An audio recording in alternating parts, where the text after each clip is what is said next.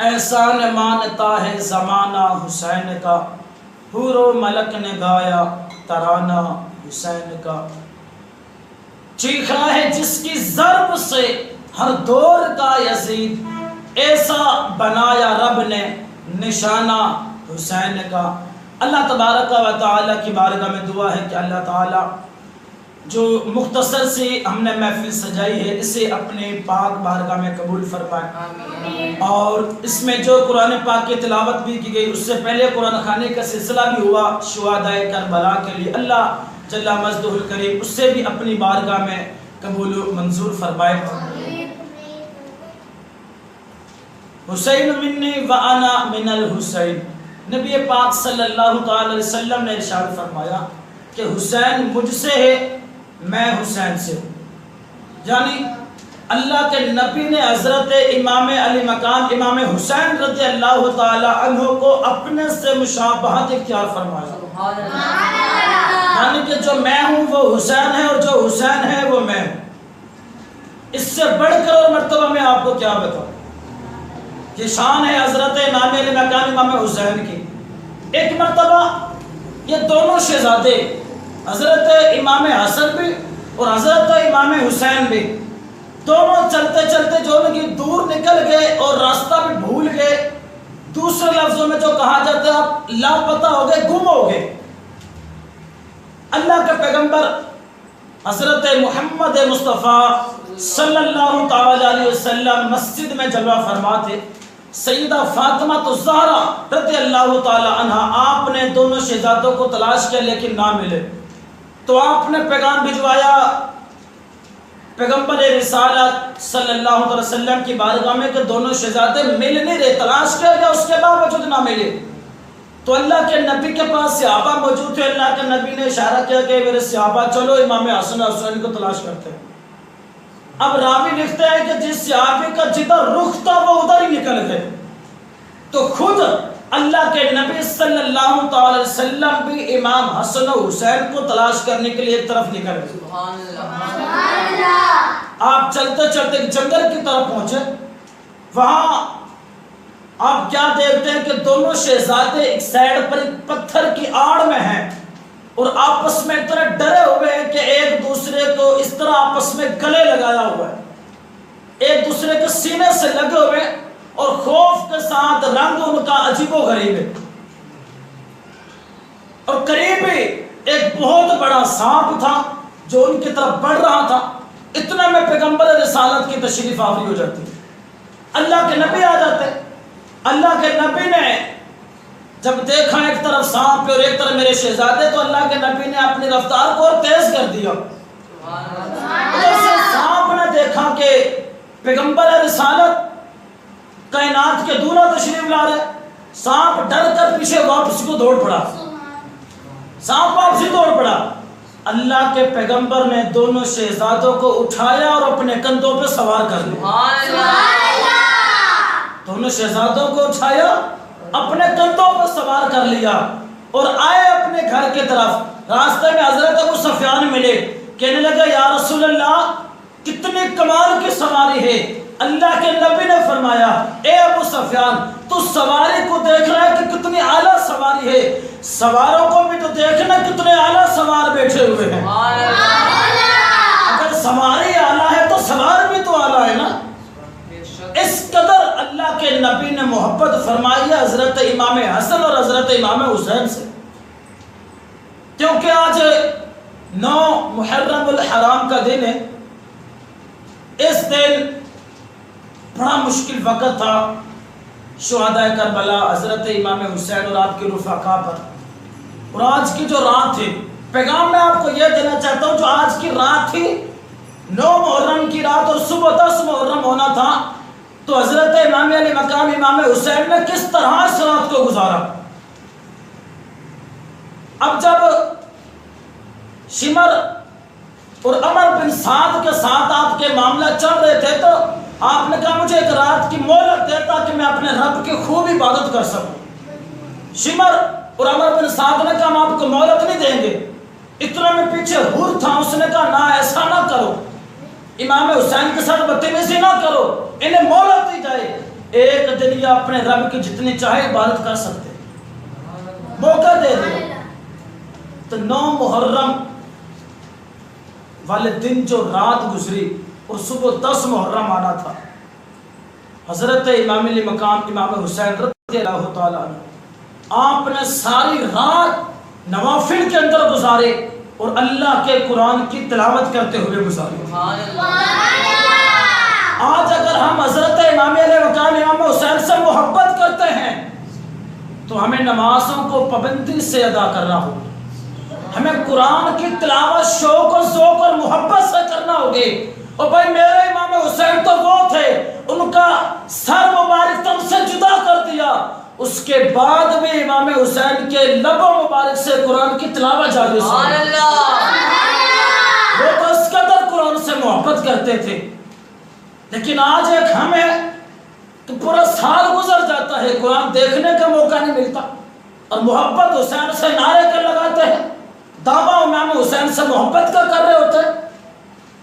امام علی مقام امام حسین نے دین کے لیے اپنی اور اپنے گھرانے کی قربانی دینے کی آپ نے ٹھان لی تھی، جو چاہے ہو جائے، ہم بدبخت اور ظالم کے ہاتھ میں بیعت نہیں کریں گے، یہ جان جاتی ہے تو چلی جائے لیکن رسول اللہ کا نام باقی رہے،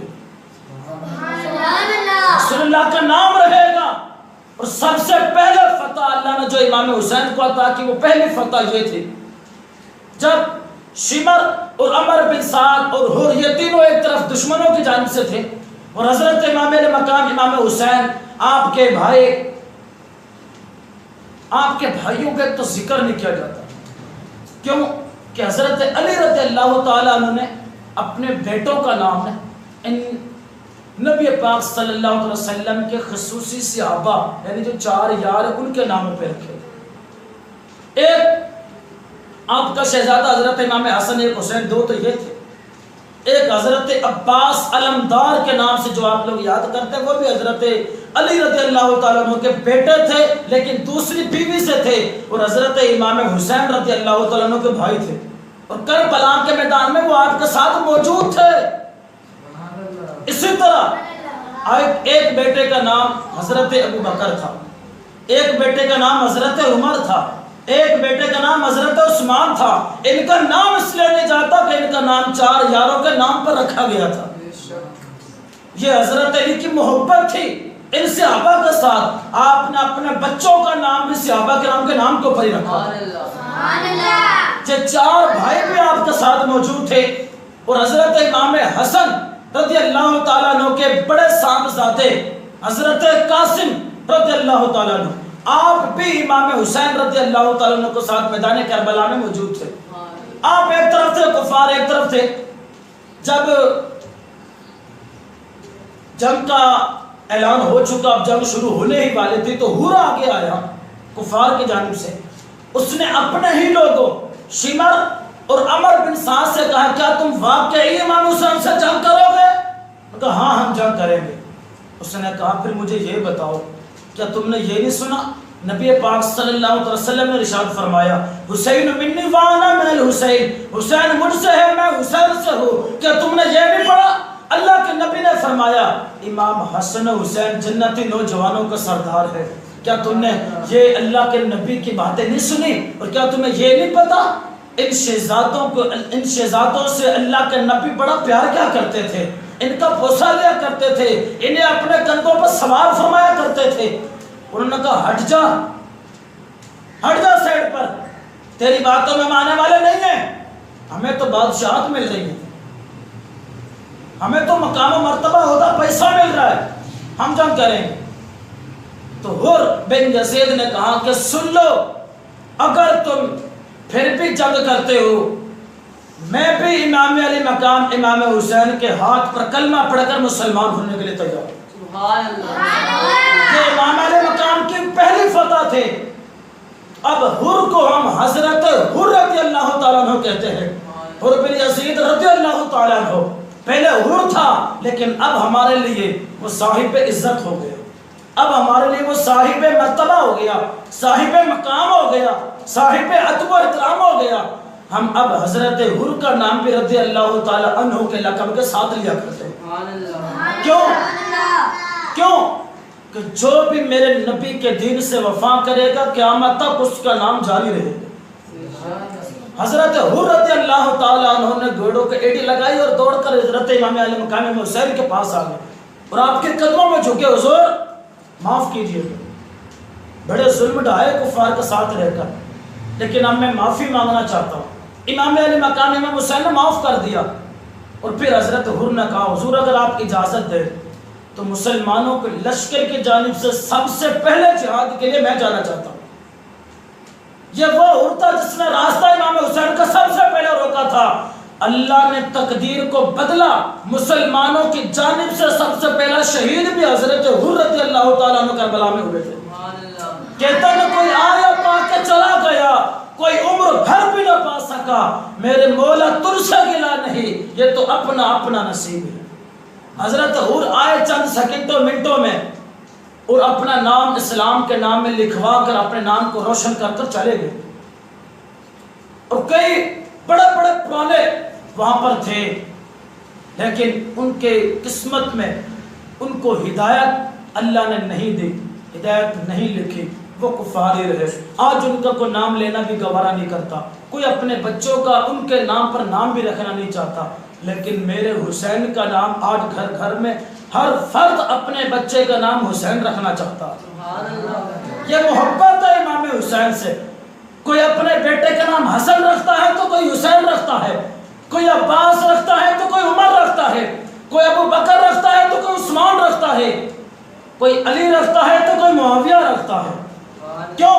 ان صحابہ سے ہمیں پیار تھا اور یہ پیار کا ثبوت ہے. آج ہم اپنے بچوں کا نام بھی ان صحابہ پہ رکھا کرتے ہیں. الغاز حضرت امام علی مقام امام حسین کو اس دن بڑی تکلیفیں ہوئی اور آپ نے نماز اور قرآن کی تلاوت کو نہ چھوڑا، اس چیز کو نہیں چھوڑا. آج ہم ان سے محبت کرتے ہیں تو ہمیں بھی ان کی محبت میں اپنی نمازوں کو مکمل ادا کرنا ہوگا، قرآن کی تلاوت کرنا ہوگی، قرآن سے محبت کرنا ہوگی. اس قرآن کی محبت کو اپنے سینوں میں محفوظ کرنا ہوگا، پھر حقیقت میں ہم حسین سے پیار کرنے والے ہوں. اور پھر ایک تلخ حقیقت ہے، تلخ حقیقت، امام علی مقام امام حسین کے نام پر دیگیں چڑھانے والے، سبیلے لگانے والے، امام حسین نے جب دین کے لیے قربانی کا وقت آیا نا تو آپ بھاگے نہیں تھے، بلکہ آپ نے اپنی جان کا نذرانہ پیش کیا تھا. آج جو دیگیں لگا رہے ہیں، سبیلے لگا رہے ہیں، ان سے میں ایک چھوٹی سی گزارش کروں گا. اگر امام حسین کے نام پر ہی آپ کو جان دینی پڑے تو میں قسم کھا کر بھی کہوں تو شاید جھوٹ نہیں ہوگا. دیگیں بھی رہ جائیں گی، سبیلے بھی رہ جائیں گے، لوگ بھاگ جائیں گے، مائیں کہیں گے کہ بڑا حالات بڑے خراب ہیں، جب ٹھیک ہوں گے تب ہم چل پڑیں گے دین کے ساتھ. اس دور میں بھی ایسے ہوا کرتا تھا. تو خدا کے لیے فقط دیگوں سے اور سبیلوں سے پیار نہ کریں، حقیقت میں امام حسین سے پیار کریں، حقیقت میں امام حسن سے پیار کریں، ان کے مشن سے پیار کریں. وہ جس مشن کے لیے میدان میں نکلے تھے، جس مشن کے لیے اپنی جان کو ہتھیلی پہ لے کر گئے تھے، اس مشن کو لے کر آگے بڑھیں. یہ کفر و اسلام کی جنگ نہیں تھی، یہ کفر و اسلام کی جنگ تھوڑی تھی.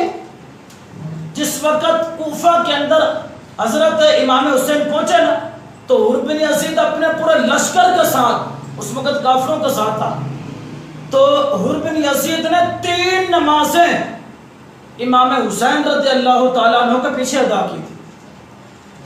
ظہر، عصر، مغرب 3 نمازیں امام حسین کے پیچھے پڑھی تھی.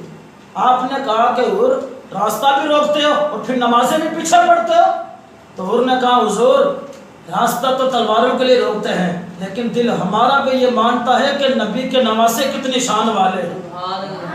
یہ ہمیں بھی پتا ہے کہ نبی کے نمازیں کتنی شان والے ہیں. نماز آپ کے پیچھے ادا کرنی ہے. تو نماز 3 دن حر نے اپنے لشکر کا ساتھ امام حسین کے پیچھے پڑھی. اور پھر جمعے کا دن تھا، 10 محرم کا دن، جب جنگ کا یہ اعلان ہوا تھا. تو ادھر سے بھی کچھ باتیں چل رہی، تو یزید کے لشکر کی جانب سے ایک شخص آگے بڑھا. اس نے کہا کہ حسین جلدی کر، دیر نہ کر، ہم نے جنگ کے بعد نماز جمعہ بھی ادا کرنا ہے. مسلمان وہ بھی تھے، نمازیں وہ بھی پڑھتے تھے، اللہ اور اللہ کے رسول کو مانتے تھے، اہل بیت کی محبت کو جانتے تھے، لیکن جنگ کفر و اسلام کی نہیں تھی، جنگ حکمرانی کی تھی، جنگ اقتدار کی تھی۔ امام حسین نے کہا کہ ایک جابر و ظالم حکمران کو میں اپنے ہوتے ہوئے مسلمانوں پر مسلط کیسے ہونے دیتا ہوں؟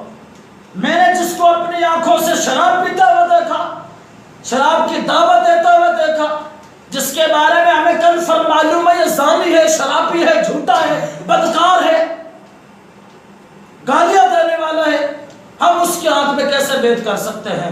تو یاد رکھو، آج بھی جو غلط قسم کے حکمرانوں کے پیچھے چل رہے ہوتے ہیں، قیامت کے اندر تمہیں بھی جواب دینا۔ حکمران دیکھو، امام حسین کے نقش قدم پر چلنے والا دیکھو، حکمران دیکھو، سیدنا فاروق اعظم کے پیچھے چلنے والا دیکھو، ابو بکر صدیق کے نقش قدم پر چلنے والا دیکھو، عثمان و علی کے نقش قدم پر چلنے والا دیکھو۔ پھر اس حکمران کے لیے آپ صرف ووٹ نہیں، اپنی جان بھی دو گے تو خدا کی قسم قیامت میں اجر ملے گا۔ لیکن ان حکمرانوں کے لیے، ان حکمرانوں کے لیے جنہیں شاید کلمہ بھی آتا ہے تو پتہ نہیں آتا، ان کے لیے اگر آپ ووٹوں پہ لڑائیاں کرو گے تو آپ دنیا میں بھی عذاب میں گرفتار ہوگے، قیامت میں بھی آپ سزا کے مستحق ہو۔